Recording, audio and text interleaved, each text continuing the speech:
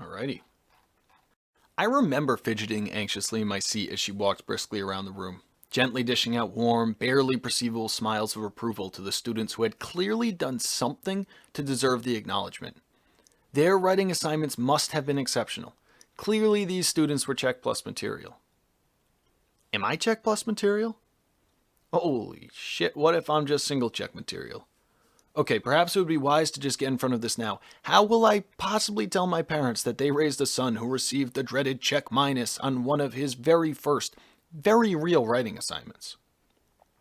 Thankfully, my parents didn't have to make the difficult decision regarding whether or not to disown me, because as my teacher handed back our papers to the students at my table, she didn't just slip me a small reassuring smile, she mouthed the words, "Nice job," and flashed a brief, large grin. The realm of Check Plus papers had just been tiered, and I was in a tier of 1. And damn it, it felt good. But more than feeling good, I remember feeling relieved. That was all it was going to take? That's what this whole school thing was all about? Just following directions? I don't even remember the specific topic that we were writing about, but I remember that the key learning objective of the day was to always know and consider your audience when writing. Know your audience.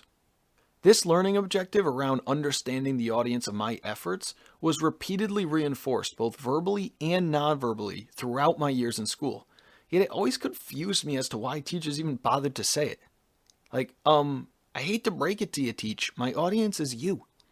Even if you tell me that you want my opinion, what you really want is my opinion to align with your opinion. I soon learned that this wasn't just advice for writing, this was basically the cheat code for the modern American education system. I subsequently received a lot of check pluses in my preparation for the real world by turning in a lot of shitty work that I knew met the expectations of my audience. Gradually, the only expectation that I had of myself was to meet the expectations of others. It didn't matter what I thought of my writing, my science project, or even my life. The goal was to make sure that my audience was impressed. If I was doing well on a comparative basis, I would be deemed successful.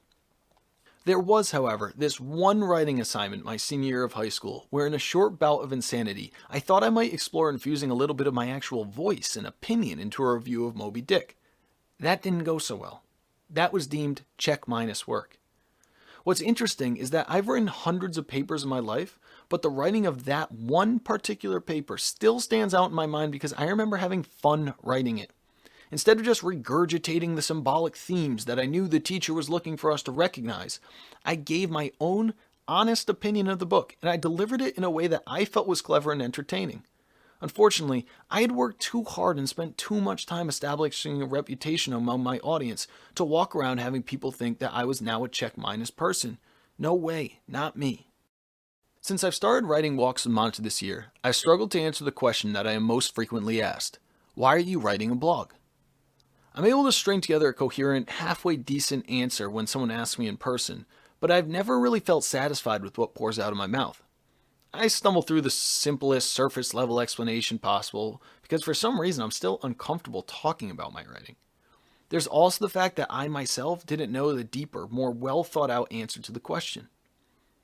My gut told me that the process of attempting to uncover that deeper answer was itself the answer.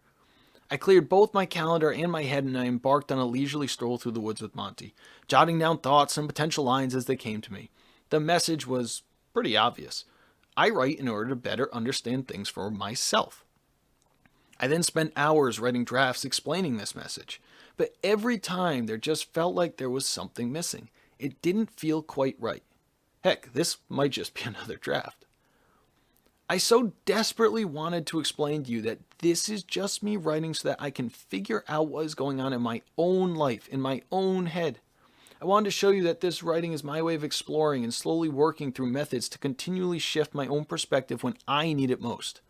I was going to emphasize that I'm aware of the fact that these underlying thoughts aren't original or profound, and I promise you this is not me claiming to have mastered the cognitive gymnastics necessary to always view the world with optimal perspective. What I really wanted to make clear is that this is just me practicing, trying to distill complex ideas into a package of words that make sense and are accessible to my brain. The goal is to have the words on the page make sense to me. I'm writing for myself. That is the point of all this.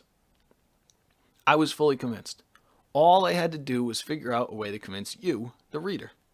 The final line was going to be something clever along the lines of, I initially didn't share my writing with anyone because it didn't need to be read, it just needed to be written. Pretty good, huh? The one problem I encountered as I was getting geared up to finally write this Why Am I Writing a blog that was supposedly being written exclusively for myself to tell myself that I write for myself is that I heard a voice in my head clearly say, but no one else will care about that. Fuck. So I suppose that's why each draft didn't feel right. Like this momentous piece of writing kept falling flat, as if I was holding something back. I wasn't being honest with myself about who my audience really was. Not only had I failed to implement that critical learning objective that was so thoroughly drilled into me of know your audience, I also was ignoring the most important thing I've learned from starting this blog. If I want people to feel my writing, not just read it, it needs to come from a place of authenticity. That's what it really comes down to, and why I still, even right now, can't put my finger on who my audience truly is. I don't write this so that I exclusively feel something, and I don't write this so that you exclusively feel something. I want us both to feel something. To me, that's freaking magic. All that great stuff above about me figuring out my own shit is true, but that's not why you write a blog. That's why you keep a journal. This is about more than just me. This is about us. I don't think we are alone in our struggle to understand the complexity of the human experience, and I hope my writing can make you feel that way too. I mean, it's physically impossible to see the beauty of our smile and our tears without a mirror, right? In case you've picked up on the fact that I accidentally wandered away from the question that prompted this blog, I am aware that who I'm writing this for is a different question than why I'm writing it. But my initial instinct was correct. The writing process itself was the answer. It still may not be crystal clear for whom I am writing, but as I sit here on this beautiful December afternoon typing away, it is abundantly obvious why I am writing. It makes me happy. This is something I look forward to doing after all of life's chores are completed. The place I occupy when I am writing, or more importantly thinking about writing, is one of my favorite addresses to reside.